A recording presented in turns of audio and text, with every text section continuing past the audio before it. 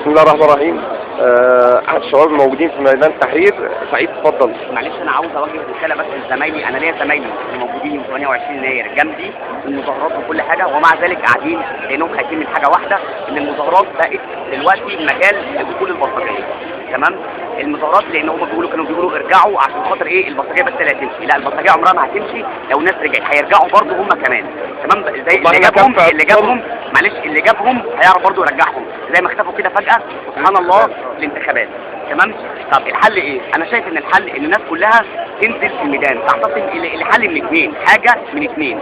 الحل الاول قدامهم ان هم يسلموا السلطه لمجلس الشعب، لرئيس مجلس الشعب المنتخب. تمام؟ اللي هيقول لي المرحله الثالثه مش هتتم لو البث ان هو المرحله الثالثه مالهاش اي علاقه خالص بالقاهره، مالهاش اي علاقه خالص بالقاهره. فانت لو سلمت رئيس مجلس الشعب ايا كان من اي جهه، سواء اخوان سواء سلفيين سواء اي كتله سواء اي رئيس سواء جاي من اي تيار، لو هو اللي مسك وادار الفتره الانتقاليه لحد ما نعمل انتخابات رئاسيه، تمام؟ ده حل. اول حل الثاني ان المجلس العسكري يحط ميعاد مثلا اقصى مثلا، يعني لو يحط مثلا نعمل الانتخابات دي يعني لحد ننتخب رئيس مجلس الشعب ده ونحط طب ايه راي حضرتك؟ ميعاد، معلش نحط ميعاد للانتخابات الرئاسيه بدري، ما تستنى 6 شهور. احنا كده وصلنا 6 شهور احنا نرجع لحد مبارك. الحل طب في البلطجيه لو نزل، الحل لو الناس كتير موجوده في الميدان هنحجم اي بلطجه. صحيح. انما طول ما احنا ده كان 18 يوم ما كانش بيقدر يقرب بلطجي للميدان، ولا بعد 18 يوم 27 مايو و9 يوليو كل الحاجات دي اي بلطجي كان بيجي كان بيتجاب.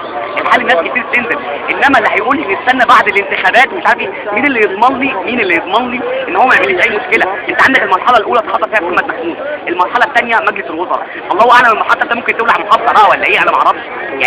ما نقدرش نضمن حاجه زي كده، احنا ما نقدرش نضمنها. ما في المجلس العسكري لا يمكن نضمنه، انا ما اضمنوش ولو ثانيه. بعد الفيديو الغريب اللي هو كان المؤتمر الغريب اللي هو طلع يتكلم فيه دوت، والناس الغريبه اللي مطلعينها اللي منهم اطفال طالعه مقبوض عليها في اصلا في قضيه في الزاويه. تعليقا على المبادره اللي هي في 25 يناير 2012 بعد مرور عام كامل على الثوره بدون اي حصاد، تعليقك ايه على المبادره دي ان احنا او يتم اختيار رئيس الجمهوريه من يوم 25 يناير بأي وسيلة ما بأي شكل ما؟ أنا أتمنى كده، بس عشان الناس اللي بتقول لك إيه مش هنلحق وهنلحق والحاجات دي كلها، أنا بقول لهم يحطوا مثلا مكسب شهر إيه؟ يخلوه في يوم مثلا تلاحي المبارك، يخلوه اليوم دوت. أنا بس بتكلم عشان في ناس لو أنا قلت 25 يناير ناس هتقول لي إيه الوقت ومش الوقت ومش هنلحق وهنلحق. أنا بقول مثلا موعد أقصاه آخر فيه، يعني آخر شهر فيه. إيه المشكلة معانا وقت أهو؟ إحنا الفكرة كلها إن إحنا نعتصم هنا اعتصام سلمي، محدش أي بلطجي هيقدر يجي إن هو اعتصام سلمي زي اللي كان عند مجلس الوزراء عشان الناس تبقى واضح لها الكلام. اتجاهه محدش عرض لها بحاجه.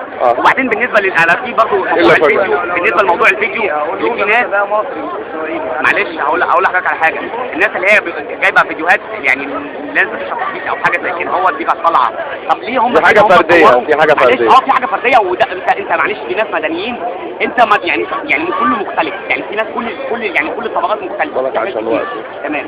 بس الفكره كلها اللي انا عايز اقوله ان طالما هم بيصوروا كل حاجه، ليه ما طلعوش كل الفيديوهات لما من اول المعبودي دوت اتضرب، سواء انا اتفق مع اللي عمله او ما عملوش او ربنا يشفي كل واحد. تمام؟ بس ليه ما طلعوش كل الفيديوهات؟ ده بس انا عايز اتكلم. شكرا. حضرتك عايز تضيف حاجه بتقول لي؟ بص، يعني انا امبارح كنت قدام التلفزيون المصري، واخد بالك، لقيت المجلس العسكري والناس كلها بتتهم اطفال الشوارع ان هم السبب في الموضوع ده. ماشي اوكي هم السبب، بس اللي اخطا يتحاسب. بس مين اللي عمل اطفال الشوارع؟ المؤسسات، الملاجئ، دار التضامن الاجتماعي، كل حاجه. ما هو ده واقع احنا بنعيشه. ماشي. ودي ظاهره واقعيه مش بنقول لك نحاربهم، احنا بنقول لك نساعدهم مش نسكنهم. صحيح. يجب علينا ان احنا يعني نساعدهم. صحيح. نسكنهم. انت دلوقتي جاي تتهمهم. طب هم طلبوا من حقهم من زمان، هم طلبوا حقهم من زمان، انت ليه ما كنتش حقهم؟ صحيح. ايه اللي خلاك توصلهم للحاله دي؟ ما هو عليا وعلى اعدائي، اما واحد يطلع يقول لك اصدقاء جمعيه اولادي شرطوهم، يا عم جمعيه اولادي شرطتهم، المؤسسه الحريه شرطتهم، والتضامن الاجتماعي شرطوهم، وخمس جمعيات اهليه بدون ذكر اساميهم لموا 180 مليون جنيه على قفا الايتام دول. دلوقتي بقى هم دول اطفال الشوارع اللي عمالين نشحت عليهم. لا انا بص مش مع اي حد قال على الناس دي حاجه، لان الناس دي بامانه هي كانت بتعمل بوابات الميدان، لان دلوقتي يقولوا اطفال الشوارع. اطفال الشوارع دول ما كانش واقفين، كان البنات دي اغتصبت جوه وهم عارفين وانتوا عارفين. بلاش نتهم الاطفال، يعني نتهمكم من الاطفال. هو حتى اليتيم وهم بيتهموا البنات برضو اللي في الميدان المعتصمات بان ده ما يصحش. انا بكلمك كواحد عايش في الشارع ماليش دعوه، انا لا بيت ولا اب ولا ام، انا واحد زي اي واحد في اطفال الشوارع، بس الفرق ان انا عرفت اشغل دماغي وهو ما عرفش يجيب له فرصه لحد عنده، مش عارف يساعد نفسه، لان كل حاجه على الحدود. مين المسؤول عن المكان ده؟ حسام مبارك اول واحده، جمعيه المنشاه الدفاع الاجتماعي، جمعيه اولادي، مؤسسه الحريه، مؤسسه ام كلثوم، انقاذ الطفوله، بعض الجمعيات دي استغلت الايتام دول، دلوقتي بقى هم كخه وهم اللي تمام؟ لا، لحد كده وقفوا. العيال دي لو لمت نفسها بجد وجت تحارب الناس دي هتحاربهم بص اوسخ من يعني وجهة نظر هيك ان احنا ثورة الجاع اللي بنحذر منها بقالنا شهور وسنين ده لسه دي بدأت، دي بدايات ليها. انا ما بضمش صوتك فيها. دي هيكتب تضيف اي حاجة ثانية؟ انا بص، انا احب كل واحد في البلد دي يراعي شغلته قدام ربنا. في الغلابة اهم حاجة الغلابة، راعي ضميركم. الناس دي بتنتخب الناس بتوع مجلس الشعب عشان يوصلوا صوتهم مش يبيعوا صوتهم. وانا متشكر جدا. تحت امرك. اشكرك. شكرا.